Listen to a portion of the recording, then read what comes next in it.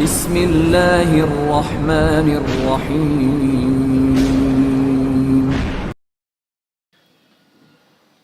بھید، اسرار سے بھرا ایک حیرت انگیز ناول۔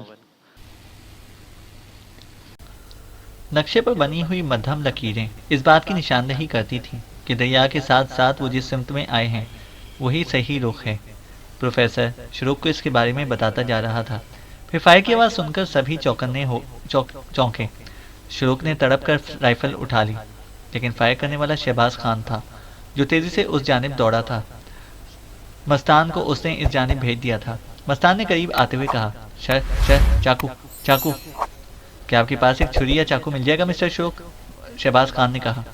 شروق نے خاموشی سے اپنے لباس سے ایک لمبا چاقو نکال کر مستان کے حوالے کر دیا، اور مستان اس جانب کو دوڑ گیا جہاں شہباز خان نے نیل گائے کو مار گرایا تھا، اور پھر تو ایک جشن سا برپا ہو گیا۔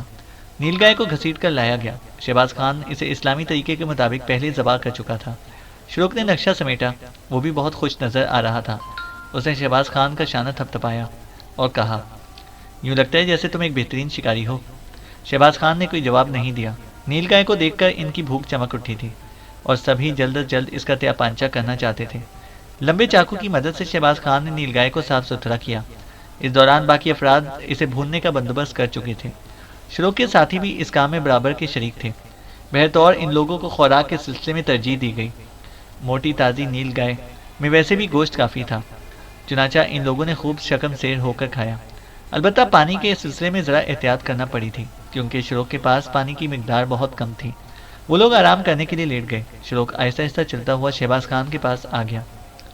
پروفیسر کا کہنا ہے کہ ہمارے راستے درست ہیں شہباز خان۔ اس کا مطلب ہے کہ تقدیر ہمارا ساتھ دے رہی ہے۔ مجھے تم جیسے ہی کسی ساتھی کی ضرورت تھی۔ شکار کے سلسلے میں ہم ہمیشہ ہی احتیاط رکھیں گے اور اپنے پاس خوراک کا ذخیرہ رکھیں گے۔ بدقسمتی سے میرا سب کچھ لٹ چکا ہے، اور اس وقت یہ مسئلہ ہمارے لیے انتہائی سنگین نوعیت رکھتا ہے۔ ویسے شہباز خان، تمہارا ابھی تک مجھ سے مکمل تعارف نہیں ہو سکا، شروق نے کہا۔ مسٹر شروق، آپ نے خود اس سلسلے میں ہمیں اس بات کا موقع نہیں دیا، شہباز خان نے کہا۔ تو اب بتاؤ کیا کیفیت ہے؟ میرا مطلب ہے کہ حمید سنگھ کے گروہ میں تمہاری کیا حیثیت تھی؟ شروق نے پوچھا۔ میں تمہیں مختصر طور پر پوری کہانی سنا دیتا ہوں، اس سے تمہیں اپنے مقصد کی تکمیل میں بھی تھوڑی بہت مدد ملے گی۔ میں اور حمید سنگھ پرانے دوست ہیں، اور اس پراسرار جنگل میں وہ لاش اور اس کے ساتھ لپٹی ہوئی وہ لڑکی مجھے ملی تو ہم دونوں ساتھ ہی تھے، اور تیسرا شخص ہمارے ساتھ وہ آدمی تھا جسے ہم مستان کے نام سے پکارتے ہیں، اور وہ جو اس جگہ آرام کر رہا ہے، شہباز خان کہتا چلا گیا۔ ہم نے یہ لاش ندی سے نکالی، اور اس کے بعد حمید سنگھ نوادر کے شوق میں اپنے ساتھ لے کر چلا گیا، جبکہ بچی جو اس لاش کے ساتھ موجود تھی میں اپنے ساتھ لے گیا، شہباز خان نے کہا۔ خان، اوہ، میری یادداشت بھی کس قدر خراب ہو گئی ہے۔ حمید سنگھ نے شہباز خان کی کہانی بھی تو سنائی تھی، مگر مجھے یاد نہ آ سکی۔ تو یہ لڑکی؟ شروق نے کہا، ہاں، وہ اس سفر میں ہماری ساتھی تھی، اور سندھانیوں کے اس آخری حملے میں ہم سب ایک دوسرے سے جدا ہو گئے۔ شہباز خان نے پوری کہانی تفصیل سے شروق کو سنا دی۔ شروق بیٹھا ہوا شہباز خان کا چہرہ دیکھ رہا تھا، اور اس کے آنکھیں حیرت سے ابل پڑ رہی تھیں۔ پھر اس نے اپنے ہاتھ ملتے ہوئے کہا، کاش وہ لڑکی ہمارے ساتھ ہوتی۔ لاش کو تو ہم دیکھ نہ سکے، لیکن لڑکی ہمارے کام آ سکتی تھی، مگر لاش ہم سے جدا ہو گئی، اور اسے جدا کرنے میں کسی کا ہاتھ نہیں تھا۔ شاید تمہیں اس حیرتناک واقعے کے بارے میں کچھ معلوم نہ ہو شہباز خان، لیکن لاش ہم تابوت میں اپنے ساتھ لائے تھے، اس تصور کے ساتھ کہ شاید وہ ہماری رہنمائی کرے، لیکن وہ اچانک ہی غائب ہو گئی۔ شروق نے پھر پورا واقعہ سنا دیا، اور شہباز خان نے بھی اس بات کا اظہار نہ کیا کہ اسے پہلے یہ کہانی معلوم تھی۔ تب شروق کہنے لگا، اور اب یہ ضروری ہو گیا ہے کہ اور کوئی ہمیں ملے یا نہ ملے، وہ لڑکی ضرور ملنی چاہیے۔ واقعی اب ہمارا کام صرف اس راستے پر آگے بڑھنا ہی نہیں، بلکہ اس لڑکی کی تلاش بھی ہے۔ کیا خیال ہے تھوڑی دیر بعد ہم آگے کا سفر آغاز کر دیں؟ ویسے بھی ہم نے ابھی سفر کیا ہی کتنا ہے۔ میں تمہاری خوراک کے سلسلے میں پریشان تھا، اور اب یہ مسئلہ حل ہو گیا ہے، شروق نے کہا۔ ہمیں کوئی اعتراض نہیں ہے، شہباز خان نے جواب دیا۔ شروق پر خیال انداز میں رخسار کھجاتے ہوئے کچھ سوچنے لگا۔ ادھر کرنل غیر معمولی سکون کا مظاہرہ کر رہا تھا۔ عائشہ کے الفاظ نے اسے کچھ مطمئن تو کر دیا تھا، لیکن ان الفاظ پر مکمل یقین کرنا اس کے لیے مطمئن نہیں تھا، اس کے لیے ممکن نہیں تھا۔ اس یقین کی بنیاد نہیں تھی۔ عائشہ ایک پراسرار شخصیت ضرور تھی، اور حالات نے اس بات کو ثابت کر دیا تھا کہ اس زندگی سے کوئی بہت سی پراسرار کہانی وابستہ ہے۔ شہباز خان اور حمید سنگھ یا دوسرے چند افراد عائشہ کی اس پراسرار صلاحیتوں پر اپنے مشاہدات کی بنا پر یقین رکھتے تھے اور اس کی کچھ پیشن گوئیاں ان کے مطابق درست ثابت ہوئی تھیں، لیکن کرنل ایک عملی انسان تھا اور ایک عملی انسان کے لیے اس قسم کی کہانیاں بے معنی ہوتی ہیں۔ تاہم جو واقعات پیش آئے تھے وہ بھی کرنل کی نگاہوں سے اوجھل نہیں تھے۔ ان تمام باتوں کے علاوہ انسانی فطرت بھی کرنل پر حاوی تھی، اور وہ عائشہ کے لیے ہی نہیں بلکہ اپنی ذات کے لیے بھی جد و جہد کیے بغیر نہیں رہ سکتا تھا۔ ان جنگلات میں بیٹے کے غم میں آسانی سے جان دینے کی بجائے جد و جہد کر کے مرنا کرنل کی گھٹی میں پڑا ہوا تھا۔ اس کے لیے وہ سرگرم عمل تھا اور اسے عائشہ پر بھی اپنی کمزوری کا اظہار نہیں ہونے دیا تھا، لیکن کچھ پراسرار مشاہدات اسے سوچنے پر ضرور مجبور کر رہے تھے۔ وہ محسوس کر رہا تھا کہ ان جنگلوں میں انہیں تنہا رہ جانے کی وجہ سے جو دقتیں پیش آ سکتی ہیں وہ نہیں پیش آ رہی تھیں، بلکہ معاملات کچھ اس طرح ہموار ہوتے جا رہے تھے کہ بعض اوقات تو ان کی سچائی پر یقین کرنا بھی مشکل ہو جاتا تھا۔ اس سفر میں نہ جانے کون سی رات تھی کہ کرنل کے ساتھ ایک اور پراسرار واقعہ پیش آیا۔ کرنل نے رات کو ایک جگہ قیام کیا۔ عائشہ بدستور معمول کے مطابق مطمئن و مسرور اس کے ساتھ تھی۔ پھلوں کے ذخیرے سے انہوں نے کچھ پھل مادے میں اتار لیے تھے اور شکم سیری کر لی تھی، اور اس کے بعد کرنل تھکا تھکا سا ایک درخت کی جڑ میں زمین پر لیٹ گیا۔ عائشہ حسب معمول لکڑیوں کے کھیل میں مصروف ہو گئی۔ وہ ان لکڑیوں کو ادھر سے ادھر کر رہی تھی اور جیسے اپنی زندگی کے وجود سے واقف ہو رہی تھی کہ اچانک کرنل کے گھوڑے نے اچھل کود مچانا شروع کر دی۔ وہ ایک درخت سے بندھا ہوا تھا اور اچانک ہی وحشت زدہ ہو گیا تھا۔ کرنل شکاری نہیں تھا، ورنہ گھوڑے کی اس کیفیت سے یہ اندازہ ضرور لگا لیتا کہ کوئی خونخوار درندہ پاس ہی موجود ہے۔ پھر دونوں واقعات ایک ساتھ ہی ہوئے۔ دفتن ہی گھوڑے نے اپنی بندشیں توڑ ڈالی اور اچھل کر ایک طرف زکن لگا دی، اور اس وقت سامنے والے درخت کی شاخ سے ایک ہولناک غراہٹ سنائی دی اور کرنل کی نگاہیں اس جانب اٹھ گئیں۔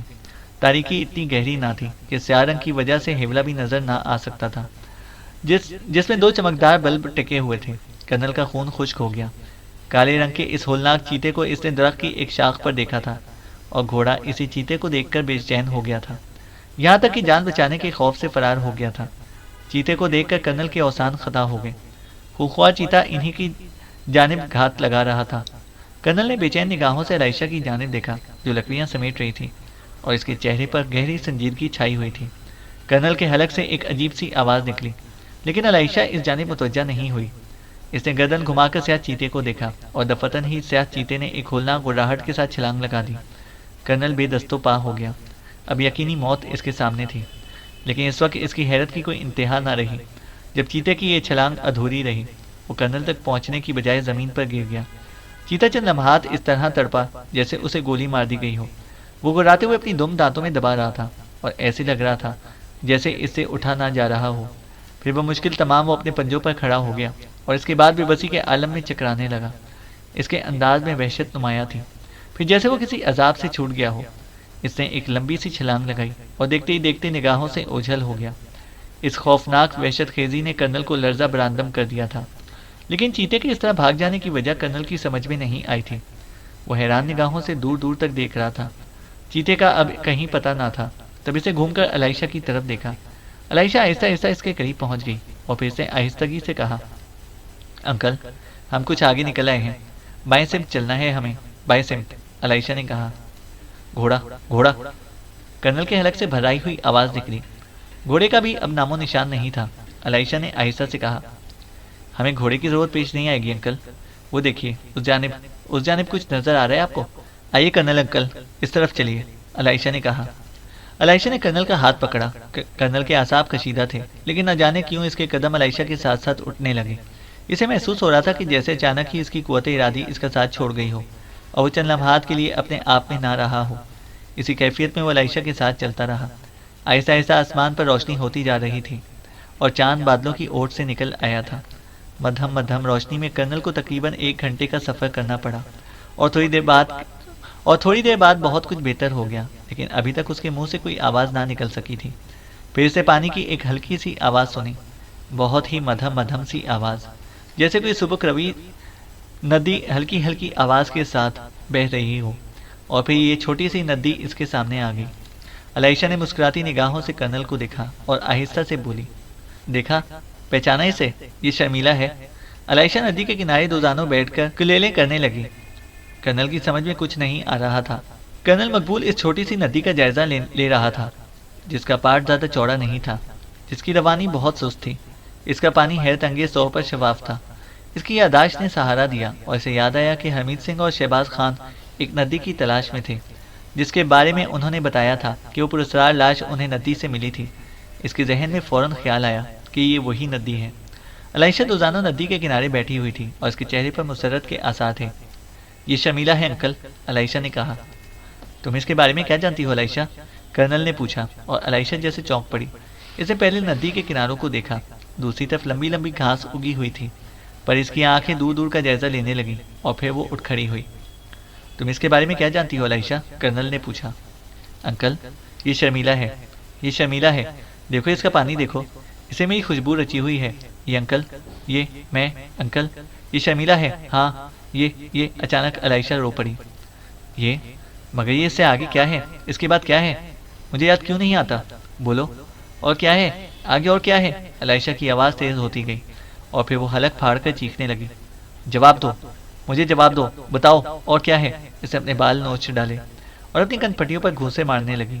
وہ بار بار چیخ رہی تھی، بتاؤ آگے کیا ہے، اور آگے کیا ہے؟ مجھے یاد کیوں نہیں آتا؟ کرنل خاموشی سے اس کا جائزہ لے رہا تھا۔ اسے علیشہ کو خاموش کرنے کی کوشش نہیں کی تھی۔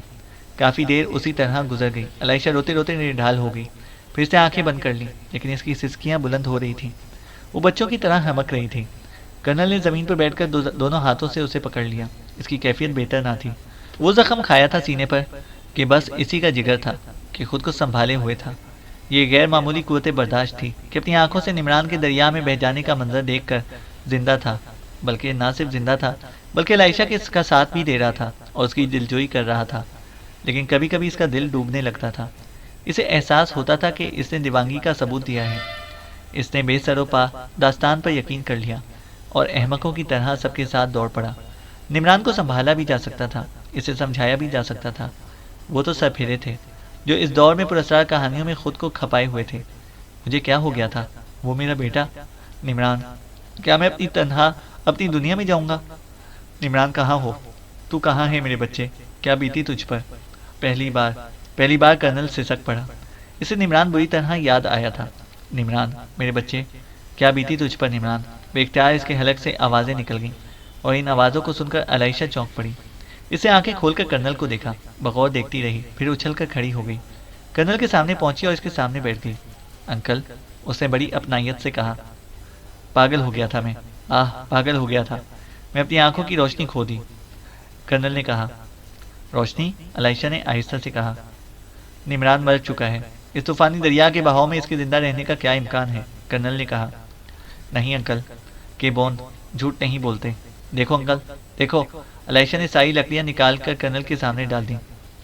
میں یہ سب کچھ نہیں جانتا، میری دیوانگی نے مجھے برباد کر دیا، میں حالات کو سنبھال نہیں سکتا تھا، مگر کرنل روتے ہوئے کہہ رہا تھا۔ مگر علیشہ اس کی باتوں پر غور نہیں کر رہی تھی، وہ لکڑیوں کے ٹکڑوں کو دیکھ رہی تھی۔ پھر اس نے کہا، یہ کیبون ہے انکل، دیکھو یہ سب بے رنگ اور بھدے ہیں، مگر ان میں سے ایک کا انتخاب کر لو اور اسے نمران کا نام دے دو۔ علیشہ بولی، تم پاگل ہو علیشہ، کسی کا کچھ نہیں گیا، کسی کا کوئی نقصان نہیں ہوا، میری دنیا اجڑ گئی، میرا چراغ بجھ گیا۔ حمید مہم جو تھا وہ سب کچھ اس کا شوق تھا، شہباز خان لاول تھا۔ جب اسے علم ہوا تو اس کے ذہن میں تحقیق جاگ اٹھی، اس کے خون کا کوئی رشتہ نہ تھا، باقی لوگ بھی اپنے شوق کی تکمیل کر رہے تھے، مگر میرا نمران، کرنل کہتا چلا گیا۔ علیشہ نے کرنل کی باتوں میں سے ایک بھی نہیں سنی تھی۔ کرنل کے خاموش ہونے کے بعد اس نے کہا، تم ان میں سے ایک کو نمران تصور کر لو انکل، اس میں زندگی دوڑ جائے گی، اور اگر نمران زندہ نہیں تو وہ تاریخ ہو جائے گی، سیاہ پڑ جائے گی۔ دیکھ لو انکل، دیکھ لو، بولو یہ نمران ہے۔ اس نے ایک لکڑی اٹھا کر کہا، مجھے میرے حال پر چھوڑ دو علیشہ، خدا کے لیے مجھے میرے حال پر چھوڑ دو۔ کرنل نے کہا، یہ نمران ہے، یہ بے پایا ہے۔ علیشہ لکڑیاں اٹھا کر کرنل کے سامنے لانے لگی۔ پلیز علیشہ، پلیز، کرنل نے کہا۔ اے یا تورے شاہ آکاؤ، ای لانا توشے، علیشہ خونخوار لہجے میں بولی، اور کرنل چونک کر اسے دیکھنے لگا۔ اے یا تورے شارے تورے، یہ نمران ہے، یہ ہاں یہ نمران ہے، کرنل دانت پیس کر بولا۔ اس وقت لکڑی کا ایک ٹکڑا علیشہ کے ہاتھ میں تھا۔ اکاوری اونا توشے، اس نے ٹکڑا کرنل کے ہاتھ پر رکھ دیا اور اچانک چونک پڑا۔ لکڑی کا یہ بے رنگ ٹکڑا اچانک چمکنے لگا تھا، یہ نظری دھوکہ نہ تھا۔ لکڑی کرنل کے ہاتھ میں چمک رہی تھی اور اس کی روشنی صاف محسوس کی جا سکتی تھی۔ ایناور توشے، इनावर ताउशे, अलाइशा ने बदस्तूर घुराते हुए कहा। मैं समझा नहीं, कर्नल आहिस्ता से बोला। वो जिंदा है। तुम, अंकल तुम तन्हा इसके मालिक नहीं हो, वो मेरा भी है। अलाइशा का लहजा बदल गया था और कर्नल हैरत से चमकती लकड़ी को देखता रहा। ये सब क्या है अलाइशा? कर्नल ने पूछा। निमरान जिंदा है अंकल, इसकी फिक्र मत करो। मैं मर रही हूँ अंकल, मेरे जहन के दरवाजे खोल दो। कोई मेरी मदद क्यों नहीं करता? कोई भी मुझे नहीं बताता कि मैं कौन हूँ, मेरी कहानी कहाँ से शुरू हुई है।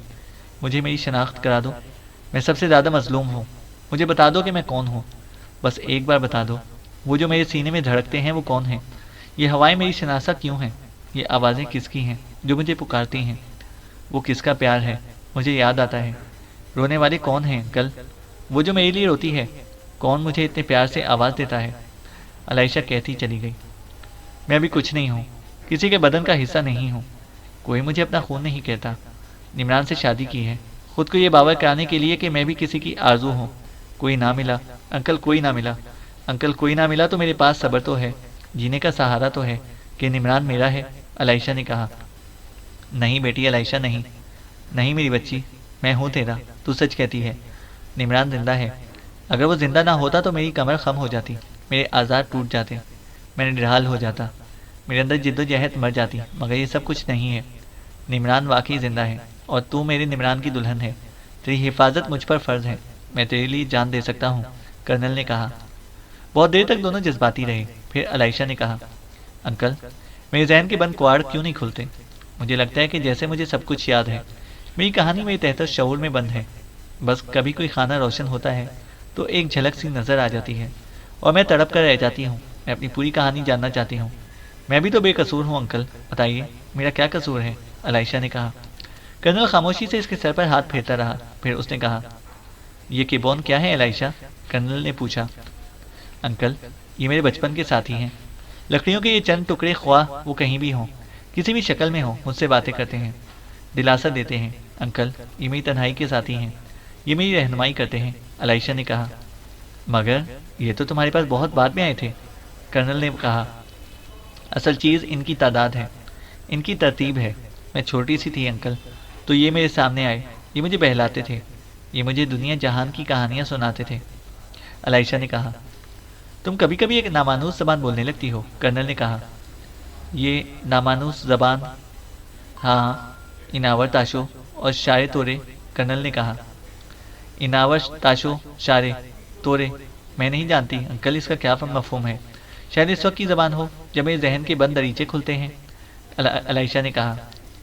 तुम कैसे जानती हो? कर्नल ने सवाल किया और अलाइशा कुछ सोचने लगी।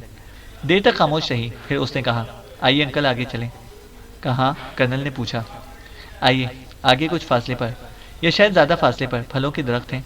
नदी का पानी रास्ता काट कर एक तरफ जाता है और हाँ, एक किश्ती छुपी हुई है अंकल, आइए प्लीज़, अलाइशा ने कहा और झुककर लकड़ियाँ समेटी, इन्हें अपने लिबास में महफूज किया और आगे बढ़ने लगी। इसे कर्नल मकबूल का हाथ मजबूती से पकड़ लिया था और इसे घसीट रही थी। वो नदी के किनारे किनारे चल पड़े। कर्नल फिर तजबजब का शिकार हो गया। अलाइशा वाकई अब अजनबी नहीं थी। शहबाज ने इसे बचपन से परवरिश किया था, लेकिन इन हालात का शिकार होने के बाद उसकी कैफियत बदल गई थी और वो तजस्सुस में मुब्तला हो गया था। जबकि अलाइशा अब कर्नल की इज्जत थी, इसके बेटे की बीवी थी और इसकी नस्लों का वकार थी। लकड़ी के टुकड़े की रोशनी वाहिमा नहीं थी। कर्नल ने होशो हवास के आलम में उसे देखा था। वो अलाइशा के साथ चलता रहा। अभी दूर दूर तक फूलों के दरख्त नजर नहीं आ रहे थे। गुनगुनाती नदी चौड़ी नहीं हुई थी, ना ही कहीं इसकी गहराई ज़्यादा थी। बाज़ जगह तो इसकी तह भी नज़र आ जाती थी। अलाइशा दौड़ने के से अंदाज में चल रही थी। कर्नल भी उसका साथ ही दे रहा था। आगे चलकर वो बाकायदा पुरशोर नदी की शक्ल इख्तियार कर गई और अब इसका शोर भी सुनाई दे रहा था। आप थक गए अंकल? अलाइशा ने पूछा। नहीं बेटे, हम रुकेंगे नहीं अंकल, रुके तो फासले ज़्यादा हो जाएंगे, अलाइशा ने कहा। चलती रहो, कर्नल ने कहा। अलाइशा सेहतमंद थी तो कर्नल भी फ़ौजी आदमी था और फ़ौज की ज़िंदगी ने उसे बहुत कुछ दिया था। वो अलाइशा से किसी तौर पीछे नहीं रहा था। शाम ढली और सूरज छुप गया। फिर वो एक मोड़ घूमे और इसके बाद तकरीबन 3 फरलांग चलकर अलाइशा ने पुरमसरत लहजे में कहा, वो देखिए अंकल। कर्नल खुद भी दरख्तों के झुंड को देख रहा था जो फलों से लदे हुए थे। सरसब दरख्त 6-7 फीट से ऊंचे नहीं थे। कर्नल की रफ्तार कुछ सुस्त हुई तो अलाइशा ने कहा, अभी इन पत्तों वाले दरख्तों के पास चलना है अंकल, वो जो नज़र आ रहे हैं ना? अलाइशा ने कहा। پتوں والے یہ درخت ندی کے کنارے سے شروع ہو کر دور تک چلے گئے تھے۔ ان کے پتے کیلے کے پتوں کی مانند چوڑے اور پھیلے ہوئے تھے اور اس طرح آپس میں جڑے ہوئے تھے کہ ان کے درمیان نہیں دیکھا جا سکتا تھا۔ کچھ دیر بعد علیشہ اس جگہ پہنچ گئی۔ وہ پتوں کو ہٹا ہٹا کر کچھ دیکھ رہی تھی۔ کرنل نے خود بھی آگے بڑھنا چاہا لیکن علیشہ نے جلدی سے اس کا ہاتھ پکڑ لیا۔ نہیں انکل، وہاں پانی ہے۔ کرنل رک گیا، پھر علیشہ پر مسرت لہجے میں بولی، دیکھیے انکل، کشتی کشتی۔ کرنل نے بھی کشتی دیکھ لی تھی۔ ایک درخت کے تنے کو درمیان سے کھوکھلا کر کے اسے کشتی کی شکل دے دی گئی تھی۔ اس میں پتوار بھی رکھے ہوئے تھے۔ ہمیں یہ کشتی ان پتوں کے درمیان سے گھسیٹتے ہوئے ندی تک لے جانی ہے، اس سے ہم آگے کا سفر کریں گے، علیشہ نے کہا۔ کرنل عجیب سی نگاہوں سے علیشہ کو دیکھ رہا تھا۔ اس کے ذہن میں شیشے چٹک رہے تھے۔ یہ کشتی، اس کے بارے میں علیشہ نے بہت پہلے بتا دیا تھا۔ اس کا کہنا درست نکلا۔ اس نے نمران کے بارے میں بھی کہا تھا۔ اس کا مطلب ہے کرنل کا دل کھل اٹھا۔ اسے علیشہ پر اعتماد ہوتا جا رہا تھا۔ حمید سنگھ اور نمران نے ان لوگوں کے بارے میں اندازہ لگانے کی کوشش کی جو مہم جو معلوم ہوتے تھے اور خستہ حال تھے۔ سب کے لباس بوسیدہ تھے لیکن دریا کی قربت نے انہیں صاف ستھرا کر دیا تھا۔ البتہ سب کی داڑھیاں اور بال بڑھے ہوئے تھے۔ حمید سنگھ نے آہستہ سے کہا، نمران، ان کے ہتھیار دیکھو۔ نمران نے بھی اس بات پر غور نہیں کیا تھا۔ ان میں سے کئی کے ہاتھوں میں لمبی مضبوط لکڑیاں تھیں۔ کچھ نے مگدر قسم کی لکڑیاں سنبھالی ہوئی تھیں۔ دو کے ہاتھوں میں نیزے تھے لیکن ان کی انیاں بھی انہی لکڑیوں کی بنی ہوئی تھیں۔ نمران کو اس لڑکی کا نیزہ یاد آ گیا جو بالکل ان جیسا تھا۔ اوہ نمران، میرا خیال ہے کہ یہ لوگ، حمید سنگھ نے کچھ اظہار کرنا چاہا لیکن اس کا جملہ ادھورا رہ گیا۔ ان میں سے ایک کبھی ہیکل شخص نے آگے بڑھ کر مسکراتے ہوئے کہا، ہیلو فرینڈز، میرا خیال ہے کہ تم حمید سنگھ کے گروہ کے لوگ ہو۔ ایسا ہے تو جوزف کا سلام قبول کرو اور ساتھ ہی دوستی کا ہاتھ، لیکن شروع کی طرف سے نہیں، میں اسے علیحدہ ہو چکا ہوں۔ اوہ مسٹر جوزف، مجھے علم ہے کہ آپ کے اور شروع کے درمیان جھگڑا ہو گیا تھا اور اس نے سارے ہتھیار اپنے قبضے میں کر کے آپ کو قیدی بنا لیا تھا، حمید سنگھ نے مسکراتے ہوئے کہا۔ تم بہت باخبر معلوم ہوتے ہو۔ اس جنونی گدھے نے ہم سب کی زندگیاں خطرے سے دوچار کر دی ہیں اور ہم سب، جوزف نے کہنا چاہا۔ لوئس نے رک کر دور دور تک نظریں دوڑائیں، پھر بولا، لیکن تمہارے دوسرے ساتھی کہاں ہیں؟ کیا یہاں سے دور؟ حمید سنگھ نے جواب دینے کے لیے ایک لمحے کے لیے سوچا، پھر جوزف کے بارے میں اس نے جو کچھ سنا تھا وہ بہتر نہ تھا، اور چونکہ وہ اتنا غیر متوقع طور پر سامنے آیا تھا کہ حمید یا نمران کوئی فیصلہ نہ کر پائے، لیکن ان حالات میں وہ دونوں کچھ کر بھی نہیں سکتے تھے۔ کوئی نئی کہانی بھی ممکن نہیں تھی کیونکہ جنگل میں اس وقت صرف دو بیرونی گروہ سرگرم عمل تھے۔ چنانچہ اس نے قدرے افسردگی سے کہا، ہم دونوں ایک حادثے کے تحت اپنے گروہ سے جدا ہو گئے ہیں۔ حمید سنگھ نے کہا، وہ حادثہ کیا تھا؟ اور گویا یہاں صرف تم دونوں ہو، مگر میں بھی کتنا بے وقوف ہوں۔ آؤ ہمارے کیمپ میں چلو، وہاں پہنچ کر گفتگو ہوگی۔ آؤ، ہم کسی طور پر مخالف نہیں ہیں، بلکہ تم دونوں سے ملاقات کر کے تو میری ایک آرزو پوری ہوئی ہے، جوزف نے کہا۔ حمید سنگھ نے نمران کو دیکھا اور پھر گردن ہلا دی۔ جوزف اپنے آدمیوں کو اشارہ کر کے واپس پلٹ پڑا۔ حمید کو موقع مل گیا اور اس نے اردو میں نمران مقبول سے کہا، نمران، معافی چاہتا ہوں، یہ سب کچھ اتنا اچانک ہوا کہ میں تم سے کوئی مشورہ بھی نہ کر سکا۔ حمید سنگھ نے کہا۔ نمران چونک پڑا۔ اس نے حمید سنگھ اور جوزف کے درمیان ہونے والی گفتگو سنی تھی اور اس پر توجہ بھی دی تھی، لیکن اس کا ذہن اس لڑکی میں بھٹک رہا تھا جو اپنے آپ ان لوگوں میں بھی ہو سکتی تھی، اور اگر ایسی بات نہیں تھی تو اس نے یہاں کسی کی موجودگی کا اظہار کیوں نہیں کیا، جبکہ جوزف اور اس کے ساتھی بھی تو یہاں موجود تھے۔ لڑکی نے کہا تھا کہ وہ پہلی بار کسی انسان کو دیکھ رہی ہے۔ اس کا مطلب ہے کہ اس کے الفاظ میں بناوٹ تھی اور وہ جھوٹ بول رہی تھی، لیکن اس کے ساتھ ساتھ ہی اس کی پراسرار کیفیت نمران دوہری الجھنوں کا شکار ہو گیا۔ لیکن حمید سنگھ کے الفاظ اس نے سنے تھے۔ حمید نے پھر کہا، تم کس سوچ میں ڈوبے ہوئے ہو نمران؟ سوری انکل، ہاں میں کچھ سوچ رہا تھا، نمران نے کہا۔ میں کہہ رہا تھا کہ تم سے مشورہ کیے بغیر میں نے اپنے آپ کو جوزف پر ظاہر کر دیا ہے، ہو سکتا ہے کہ تمہیں اس پر اعتراض ہو، حمید سنگھ نے کہا۔ مجھے کیا اعتراض ہو سکتا ہے انکل، اور آپ مجھ سے کہیں زیادہ تجربے کار ہیں، جو آپ کرنا چاہیں بے خوف و خطر کریں، میں آپ کے ساتھ ہوں۔ ظاہر ہے کہ ان نامساعد حالات میں ہم اور کبھی کہہ سکتے ہیں، ان لوگوں سے لڑنا بھی نہیں ہے کیونکہ ہم نہتے ہیں اور پھر لڑائی کا کوئی جواز بھی نہیں ہے، ہوشیاری سے کام چلایا جائے تو بہتر ہے، نمران نے کہا۔ میں نے بھی یہ سوچا ہے کہ عارضی طور پر ان لوگوں کا سہارا حاصل کیا جائے، بلکہ انہیں اس قسم کے راستے دکھائے جائیں تاکہ یہ ہمیں اپنے دوسرے ساتھیوں تک پہنچنے میں مدد دیں، حمید سنگھ نے کہا۔ بالکل ٹھیک انکل، لیکن ان میں سے کوئی ہماری باتیں سن تو نہیں رہا، حمید سنگھ نے مسکراتے ہوئے کہا۔ بظاہر تو اس کے امکانات نہیں ہیں کیونکہ یہ سب غیر ملکی ہیں اور یقینی طور پر اردو دان نہ ہوں گے، حمید سنگھ نے کہا۔ نمران نے گردن ہلا دی، پھر دونوں خاموش ہو کر ان کے ساتھ سفر کرتے رہے۔ فاصلہ بہت زیادہ نہیں طے کرنا پڑا تھا۔ آگے درختوں کے جھنڈ کے دوسری جانب بقول جوزف کے اس کا کیمپ تھا، اور یہ کیمپ دیکھ کر ہنسی آتی تھی۔ بس تھوڑے بہت سامان کے ڈھیر لگے ہوئے تھے، نہ سر پر کچھ تھا اور نہ ہی زمین پر۔ یہاں مزید 3 افراد موجود تھے، گویا جوزف بھی اچھے خاصے آدمیوں کے ساتھ تھا۔ جوزف وہاں پہنچ کر نمران کی جانب دیکھ کر مسکرانے لگا اور پھر بولا، پہلے تمہاری خاطر مدارات کر دیں، بیٹھ جاؤ، جوزف نے کہا۔ دونوں وہیں درختوں کے پاس بیٹھ گئے۔ جوزف بھی ان سے کچھ فاصلے پر بیٹھ گیا، اور چند لمحات کے بعد وہ لوگ ایلومینیم کے مگوں میں کوئی گرم چیز لے کر آئے۔ جوزف نے انہیں یہ قہوہ ٹائپ کی چیز پیش کرتے ہوئے کہا، اگر تم نے یہاں ان جنگلوں میں یہ شے دریافت نہیں کی تو یوں سمجھ لو کہ کچھ نہ پایا۔ اس کے سامنے چائے یا کافی بے حقیقت ہے، اور یہ خالص میری دریافت ہے۔ حمید سنگھ نے اس گرم چیز کا ایک گھونٹ لیتے ہوئے کہا، کمال کی شے ہے نمران، دیکھ لو اس میں مٹھاس بھی ہے، ہلکی سی، اور اس کے علاوہ چائے کا مزہ بھی ہے، حمید سنگھ نے کہا۔ دونوں اس سیال کو پینے لگے۔ حمید سنگھ نے تحسین آمیز لہجے میں جوزف سے کہا، یہ تمہاری بہترین دریافت ہے، کمال کیا ہے تم نے۔ جوزف فخریہ انداز میں ہنسنے لگا، پھر بولا، میں بہترین صلاحیتوں کا مالک ہوں، اپنا تعارف خود ہی تم لوگوں سے نہیں کراؤں گا تو پھر میرے بارے میں کیسے جانو گے؟ لیکن کتنی عجیب بات ہے، میں تو ابھی تک تم دونوں کے نام سے بھی واقف نہیں ہو سکا، جوزف نے کہا۔ ایک اور دلچسپ بات ہے جوزف، وہ یہ کہ آپ نے مجھ سے پہلا سوال یہی کیا تھا کہ کیا میرا تعلق حمید کے گروہ سے ہے؟ حمید سنگھ نے کہا، ہاں میں نے یہی سوال کیا تھا تم سے، جوزف سوالیہ انداز میں بولا۔ تو پھر میرا نام حمید سنگھ ہے اور یہ میرا ساتھی نمران ہے۔ جوزف اچھل کر کھڑا ہو گیا، وہ ایک قدم آگے بڑھا اور پھر اس نے اپنا ہاتھ حمید سنگھ کی طرف بڑھاتے ہوئے کہا، اوہ میرے خدا، تم واقعی حمید سنگھ ہو، ویری گڈ ویری گڈ۔ شروق نے مجھے تمہارے بارے میں تفصیلات بتائی تھیں۔ تمہاری نوادر خانے سے شروق نے وہ لاش حاصل کی تھی جس میں خزانے کا نقشہ پوشیدہ تھا، جوزف نے کہا۔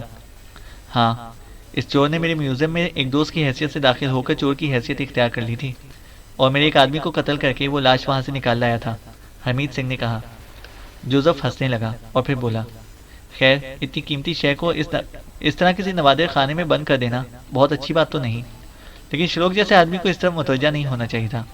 چلو چھوڑو، لعنت بھیجو۔ ہاں تو تم اس حادثے کے بارے میں بتا رہے تھے جسے تمہیں تمہارے ساتھیوں سے جدا کر دیا تھا، جوزف نے کہا۔ ہاں مسٹر جوزف، سندھانیوں کے بارے میں آپ کچھ جانتے ہیں؟ حمید سنگھ نے کہا۔ جواب میں جوزف نے سندھانیوں کو موٹی موٹی گالیاں دینا شروع کر دیں، اور پھر وہ گالیوں سے فارغ ہوا تو بولا، انہوں نے ہماری زندگی برباد کر کے رکھ دی، انہی کی وجہ سے تو میرے اور شروق کے درمیان اختلافات پیدا ہوئے تھے، جوزف نے کہا۔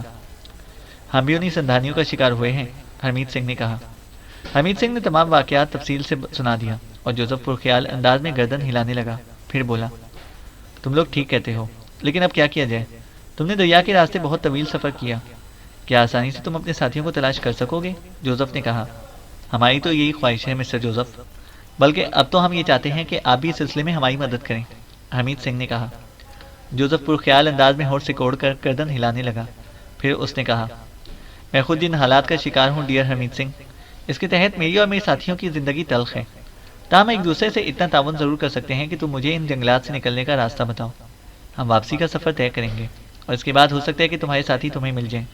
دریا کے کنارے کنارے سفر بہترین رہے گا، کیونکہ اس دریا کے ساتھ بہتے ہوئے تم اس طرف آئے ہو، گویا یہاں سے ہم وہاں پہنچ سکتے ہیں جہاں سے تمہارے اس دریائی سفر کا آغاز ہوا، اس کے بعد راستے تلاش کر لیے جائیں گے۔ میں صرف اور صرف واپس جانا چاہتا ہوں، جوزف نے کہا، اور حمید سنگھ نے گردن ہلا دی۔ نہیں، ہم ہر قسم کے تعاون کے لیے تیار ہیں مسٹر جوزف، آپ مطمئن رہیے، میں آپ کو واپسی کے راستے دکھاؤں گا، حمید سنگھ نے کہا۔ اوہ میرے دوست میں واقعی اس سلسلے میں بے حد پریشان ہوں، جوزف نے کہا، اور اس کے چہرے پر عجیب سے تاثرات پھیلتے چلے گئے۔ پھر وہ اپنی جگہ سے اٹھ گیا اور بولا، تم لوگ آرام کرو، میں کچھ کاموں میں مصروف ہوں، ہم ابھی 1-2 دن یہیں قیام کریں گے، کیونکہ یہاں شکار موجود ہے اور ہم ہر قسم کے ساز و سامان سے خالی ہیں، چنانچہ یہاں کچھ دن آرام کے بعد واپسی کا سفر کا فیصلہ کریں گے، جوزف نے کہا۔ وہ حمید سنگھ کے جواب کا انتظار کیے بغیر وہاں سے آگے بڑھ گیا۔ اس کے دوسرے ساتھی بھی اپنے کاموں میں مصروف تھے۔ ہمیں پوری طرح ان سے تعاون کرنا ہوگا نمران، حمید سنگھ نے کہا۔ بالکل انکل، ان کا مل جانا غنیمت ہے، نمران نے کہا۔ ہاں، نہایت ہوشیاری سے ہم انہیں اپنے ساتھیوں کی تلاش کے سلسلے میں استعمال کر سکتے ہیں، لیکن اس کے لیے ہمیں بہت ہوشیاری سے کام کرنا ہوگا۔ جوزف کے بارے میں تمہیں علم ہوگا کہ اسے ایک جرائم پیشہ شخص کہا گیا ہے، اس سے تعاون ہی کارآمد ہوگا، حمید سنگھ نے کہا۔ میرا بھی یہی خیال ہے، ان سے مکمل تعاون کیا جائے اور موقع کا منتظر رہا جائے۔ کاش ہمیں ہمارے ساتھی مل جائیں، پتہ نہیں وہ بیچارے کن مشکل حالات کا سامنا کر رہے ہیں۔ حمید سنگھ نے گہری سانس لے کر کہا۔ رات ہو گئی۔ اس دوران وہ جوزف کے ساتھیوں کا جائزہ لیتے رہے۔ وہ بیزار سے نظر آ رہے تھے اور یوں لگتا تھا جیسے وہ حالات کے بوجھ کو بحالت مجبوری گھسیٹ رہے ہوں۔ چینل کو سبسکرائب کریں اور بیل آئیکن کو پریس کریں تاکہ ہماری ہر اپڈیٹ آپ کو بر وقت مل سکے۔